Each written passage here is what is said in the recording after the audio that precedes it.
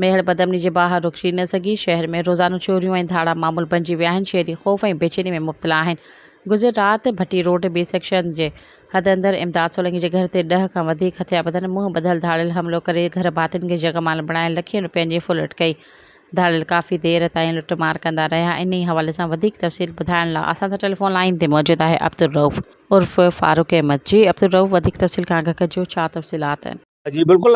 जी त असीं तव्हांखे ॿुधाईंदा हलूं त मेहर जे बी सेक्शन थाणे जी हद भट्टी रोड जेको मतिलबु राति फुरिजी हिकिड़ी जेका धाड़े जी वारदात पेश आई आहे, उन तहत असीं उते मतिलबु मुतासिरनि सां गॾु मौजूदु आहियूं। ऐं असीं जेको आहे पंहिंजो उन्हनि खां इहा ई तफ़सील वरिती आहे। असां सां गॾु जेको आहे इमदाद सोलंकी मौजूदु आहे। उन्हनि जो इहो चवणु आहे त गुज़िरियल राति 1-1:30 बजे धारा 10 खां 12 हथियारबंद जेके आहिनि, मतिलबु बुट ॿधल हथियारबंद जेके राति जी ऊंदाही में जेको आहे घर में ज़बरदस्ती दाख़िल थी ऐं घरधणियुनि खे यरगमाल बणाए ऐं जेको आहे पंहिंजो जेके घर में क़ीमती सामान हुयो, मतिलबु कुझु रक़म हुई ऐं सोना ज़ेवर हुया ऐं जेके घर में सामान पियल हो, वॾी पेटी हुई, अलमारी, या जेके मतिलबु उनजी तोड़फोड़ करे उन मां जेके शयूं जेके खणी फरार थी वई। ऐं जॾहिं त 2 मोटरसाइकिलियूं पिणु जेके मतिलबु घर में बीठल हुयूं, उहे पाण सां गॾु मतिलबु काहे वई आहे। ऐं ॿिए तरफ़ तव्हांखे इहो ॿुधाईंदा हलूं त जेको आहे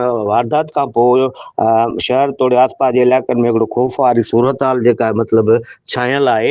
ऐं इलाइक़े वासियुनि ऐं कुझु जेको सुञाणू जो पिणु इहो चवणु आहे त रोज़ चोरियूं फुरूं धाड़ा जेके मामूल बणियल आहिनि, उन त जेको आहे पंहिंजो इंतिज़ामी तौरु का बि का शइ नज़र न पई अचे। ऐं जॾहिं त वारसनि मूजिबि इहा बि ॻाल्हि उन्हनि मतिलबु जेका दोहिराई पए त असीं राति जेको आहे पंहिंजो इतला जॾहिं मेहर पुलिस बी सेक्शन थाणे ते जेको आहे कयोसीं त DSP जी अॻुवाणी में जेको आहे पुलिस जेका मतिलबु पार्टी कुझु जेका जय वारदात ते पहुती, जन वधीक जेका का बि का मुस्बत कार्रवाई न कई ऐं इहो चई वापसि हली वई त असीं सुबुह जो जेको आहे अची करे पेरा खणी जवाबदारनि जो पीछो कंदासीं।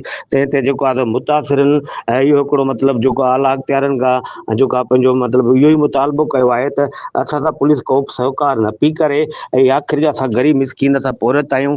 असां कंहिंखां जेको आहे इंसाफ़ मतिलबु तलब कयूं। ऐं उन्हनि इहो बि चयो आहे त लाॻापियल इदारा जेके आहिनि, मतिलबु IG DIG जेके पंहिंजो जेके वसवार आहिनि, उहे असांजी मदद कनि। ऐं ॿिए तरफ़ जेको आहे हिन वाक़े खां पोइ तक़रीबन जेको आहे पंहिंजो शहर में इहा जेका ख़बर जॾहिं मतिलबु शहरनि खे पई त हिकिड़ो ख़ौफ़ वारो माहौल मतिलबु जेको आहे पैदा थी वियो। ऐं उन्हनि शहरनि तोड़े जेके सुञाण धुरियूं आहिनि, उन्हनि इहो पिणु जेको आहे मतिलबु मुतालबो कयो आहे त इहे शहर में रोज़ वधल चोरियूं फुरूं धाड़ा जेके आख़िर केसि ताईं जेको आहे पंहिंजो शहरनि जेके फुरबा लुटबा रहंदा।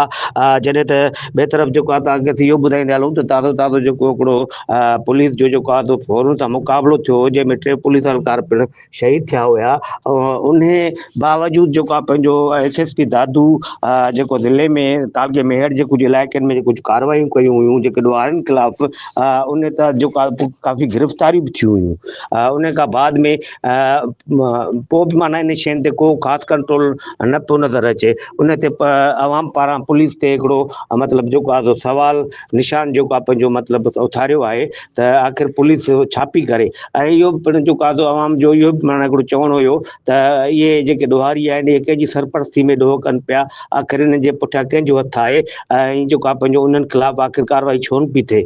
वधीक जेको आहे पंहिंजो तव्हांखे इहो ॿुधाईंदा हलूं त जेके मुतासिर आहिनि उहे तमामु जेके पंहिंजो ख़ौफ़ज़दा हुया। उन्हनि जो इहो ई चवणु हुयो त असांखे जेके ॾोहारी हुया, उन्हनि इहो पिणु माना जेको असांखे धमकियूं ॾिनियूं त अगरि तव्हां जेको आहे मीडिया ते या मतिलबु इन ॻाल्हि जे असांजे ख़िलाफ़ु को बयानु ॾींदव, असां वरी अचे तव्हांखे जेको आहे जेको आहे मारण जूं धमकियूं ॾेई उन्हनि खे पिणु रवाना थी विया। जी महिरबानी तफ़सील खां आगाही ॾियण लाइ। सब्सक्राइब कयो अवामी न्यूज़ HD खे ऐं ताज़ा तरीन ख़बरुनि लाइ ॾिसंदा रहो अवामी न्यूज़ HD।